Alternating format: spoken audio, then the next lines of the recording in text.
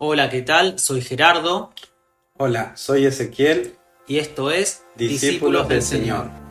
En el día de hoy vamos a hablar de cómo estudiar la Biblia de manera correcta. La forma correcta de estudiar la Biblia es leyendo cada tema y uniendo todas sus partes en el contexto correspondiente. La Biblia contiene 66 libros y estos libros están enlazados. Enlazado quiere decir que están unidos o conectados. Por ejemplo, vos, Ezequiel, que sos mucho de mirar películas, si vos mirás una película que tiene 7 partes Sí, y miraste la primera parte, la tercera y la quinta y las otras no las viste, seguramente va a haber cosas que no vas a entender. claro, sí, me ha pasado. También ocurre, lo mismo con una serie. Si mirás, si tiene 7 temporadas la serie y vos miraste la primera temporada, la tercera y la quinta y las demás no, lógicamente no vas a entender todo. No, es verdad. O te perdés un capítulo también y chao, fuiste. Sí, ya te quedás desconectado. Bien, si queremos aprender, por citar un ejemplo, el bautismo, tenemos que ir a todas las partes de la Biblia donde dice bautismo y leer cada una. En la Biblia Reina Valera, por ejemplo, el bautismo aparece en 23 versículos. Si esto está registrado en la Biblia sobre el bautismo, entonces hay que leer cada uno de ellos y ver el contexto en el que está escrito. Nunca tenemos que tomar un versículo aislado o separado. Por ejemplo, Jesús dijo que quien bebe su sangre y come su carne tiene vida eterna. Juan 6:54. Acá, quien bebe su sangre y come su carne tiene vida eterna. Si agarramos este versículo aislado, podemos hacer una doctrina de vampiros y otra de canibalismo. O sea, es una locura. Creo que nadie lo hizo todavía, ¿no? Creo que no, pero sí hay religiones que van tomando versículos y van adoctrinando a las personas según su conveniencia. Claro, su conveniencia. Sí, vamos a ver algunos ejemplos. Seguimos. Si queremos aprender bien, por citar otro ejemplo, qué es el diezmo, tenemos que estudiar cada parte de la Biblia que habla sobre el diezmo. O sobre consagrar un niño a Dios, tenemos que estudiar cada parte de la Biblia que habla sobre este tema. Como decíamos recién, Ezequiel, un versículo fuera de contexto forman doctrina y sectas. Por ejemplo, este versículo que vamos a citar ahora, Hebreos 13:17. ¿Lo tenés? Sí, Sí, ¿lo lees, por favor? sí. Obedeced a vuestros pastores y sujetaos a ellos, porque ellos velan por vuestras almas, como quienes han de dar cuenta para lo que hagan con alegría, y no quejándose, porque esto no es provechoso. Bien. Muchos pastores, líderes religiosos utilizan esto para manipular y mandonear o mandar a las personas, así como un padre manda al hijo, mismo para obligarlos a hacer alguna que otra cosa. Vos me comentabas que te pasó. Sí, hay actividades también, ¿no? Que los pastores nos mandan a hacer, o también seguir ciertas ordenanzas para poder, por ejemplo, administrar. Lo que a mí me sucedía cuando iba a una institución religiosa es que el pastor de ese lugar nos decía que nosotros, para poder ministrar en las reuniones, teníamos que todos los domingos a la mañana ir temprano y hacer ayuno y oración. O sea, obligadamente. Si vos no lo querías hacer, tenías que hacerlo igual. Esta es una burocracia que usan las instituciones religiosas de diferentes lugares, ¿no? A mí en una ocasión un amigo me comentó que el pastor en la iglesia de él habían hecho una colecta para poner cerámica en la iglesia. Entonces, hicieron toda la colecta y luego al tiempo resulta que no se llegaba para pagar el dinero que había que pagar. Entonces el pastor un día, al cabo de unas semanas, al terminar el culto, que era ya de noche, ya era tarde, lo mandó al portero para que cierre la puerta y que no saliera nadie. Y el hombre dijo: no puedo creer que las personas acá no quieran ser bendecidas por Dios. Teníamos que poner el dinero, reunir el dinero para pagar la cerámica, y como no se llegó, ese dinero, ¿de dónde salió?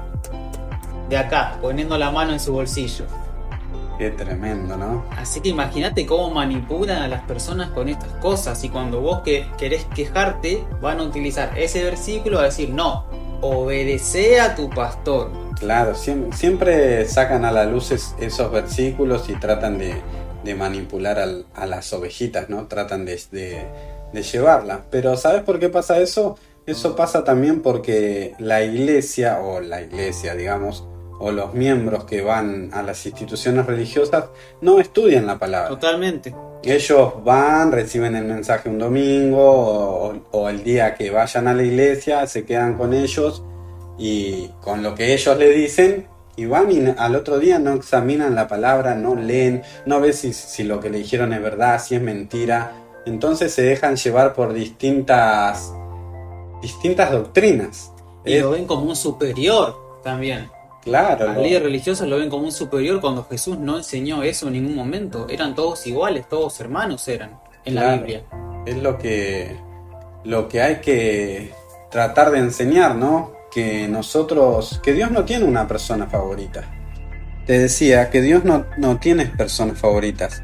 Pero lo que sí tenemos que hacer nosotros como cristianos, seguidores de la verdad, y querer aprender de la manera exacta la palabra de Dios, es como dijiste en el principio, ¿no? Cómo estudiar la Biblia de forma correcta. En el libro de Hechos capítulo 17 ocurre que Pablo y Silas van a Tesalónica, y en esta ciudad algunos creyeron y otros no creyeron, y quisieron sacarlos a ellos a la fuerza. Luego, en Berea ocurre algo totalmente diferente. En Hechos, capítulo 17, versículo 10 al 11, dice así: tan pronto como se hizo de noche, los hermanos enviaron a Pablo y a Silas a Berea, quienes al llegar se dirigieron a la sinagoga de los judíos. Estos eran de sentimientos más nobles que los de Tesalónica, de modo que estuvieron muy dispuestos a recibir el mensaje y todos los días examinaban las escrituras para ver si era verdad lo que se le anunciaba. Ahí está, examinaban las escrituras para ver si era verdad lo que se les enseñaba. Otra cosa que se me vino a la mente ahora, que nos pasó en las instituciones religiosas, cuando vos querés visitar a otra iglesia y tenés que pedirle permiso al pastor. ¡Ay, Dios mío!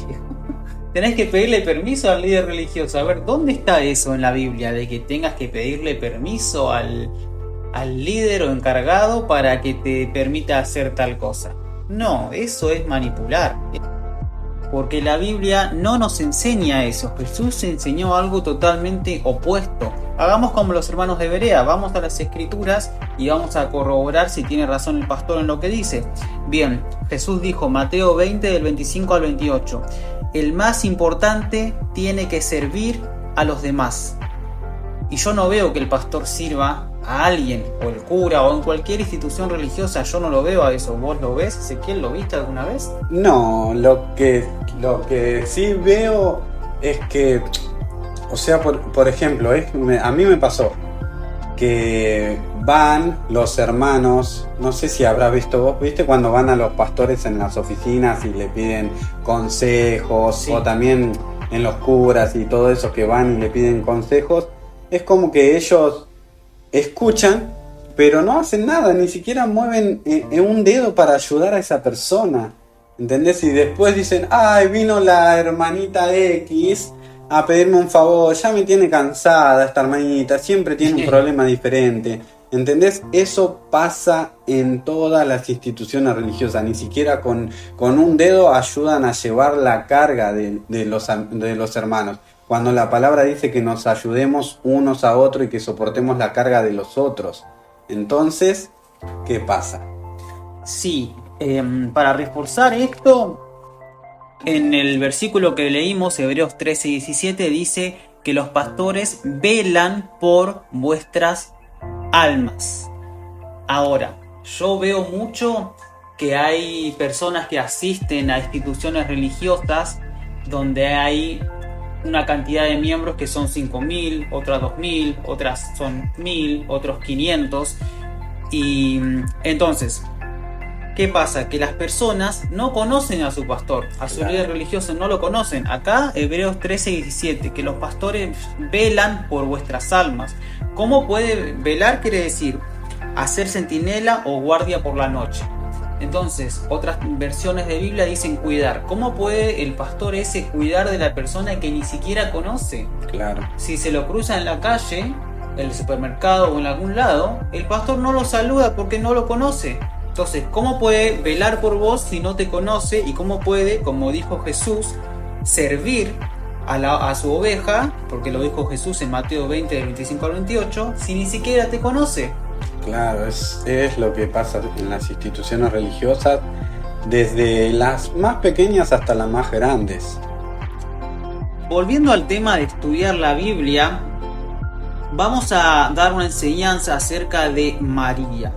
Hay algunas instituciones religiosas que enseñan que María es madre de todos y utilizan un versículo solo, de hecho 2 versículos. Es el siguiente: Juan 19, 26, 27.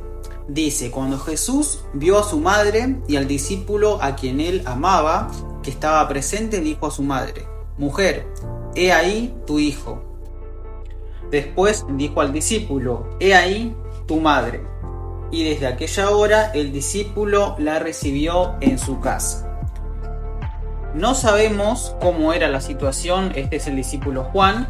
No sabemos si tenía mamá, si tenía papá. No lo sabemos. A eso no lo dice la Biblia. Ahora, acá lo que está ocurriendo es que Jesús le dice a ese discípulo: he ahí tu madre. Y a María, él no le dice madre. Jesús le dice mujer a María. Eso es importante. Le dice mujer, no le dice madre. Cuando leemos el segundo versículo, dice: desde aquella hora el discípulo la recibió en su casa. En otras palabras, lo que ocurre acá es que Jesús le dijo: mujer, este va a ser tu hijo adoptivo. Juan, esa mujer va a ser tu madre adoptiva. Eso fue lo que ocurrió. Jesús no le dijo: María, querida madre, ahora vos vas a ser madre de todos mis hijos. Vas a ser la madre santa, salvadora y protectora. Lo que Jesús enseña acerca de su madre, Jesús dijo: toda persona que hace la voluntad de Dios, ese es mi hermano, mi hermana y mi madre. Mateo 12, 46 al 50, Marcos 3, 31 al 35, Lucas 8, 21.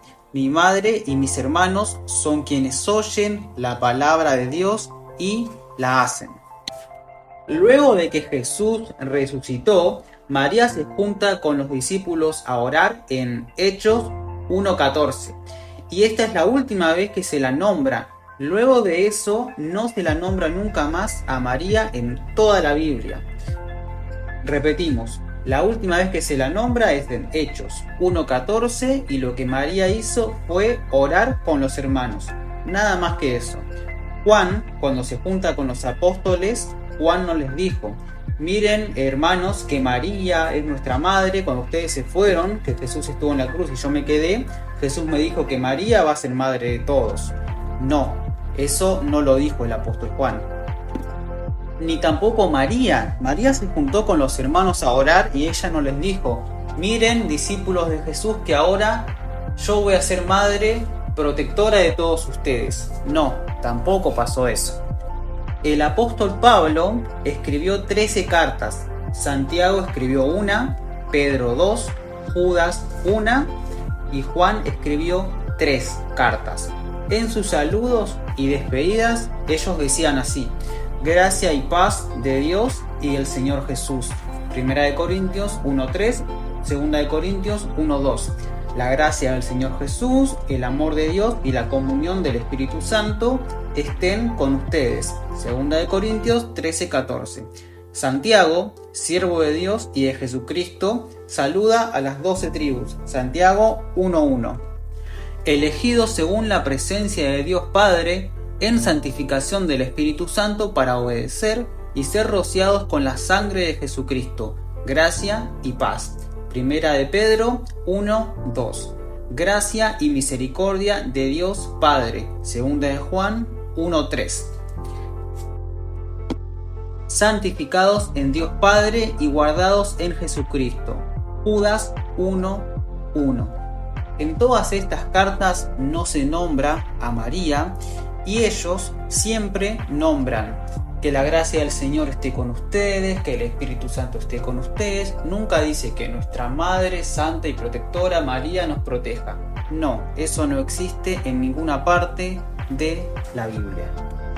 Para cerrar, así es como se estudia la Biblia, leyendo cada parte de la Biblia y uniendo las partes, no con versículos aislados, sino leyendo todo. Así es como se estudia la Biblia. Claro, como está escrito, por falta de conocimiento mi pueblo pereció. Por eso le pido a todos los oyentes que quieran empezar a escudriñar la palabra y acercarse a Jesús, que le pida la guía al Espíritu Santo, que ore a Jesús y que lo llene del Espíritu Santo. Y la palabra dice que el Espíritu Santo nos va a guiar a toda verdad. Él nos va a poner las personas indicadas, Él nos va a guiar a toda verdad, a toda justicia. Les pido a todos que seamos llenos del Espíritu Santo y que la gracia de Dios esté con cada uno de nosotros. Amén.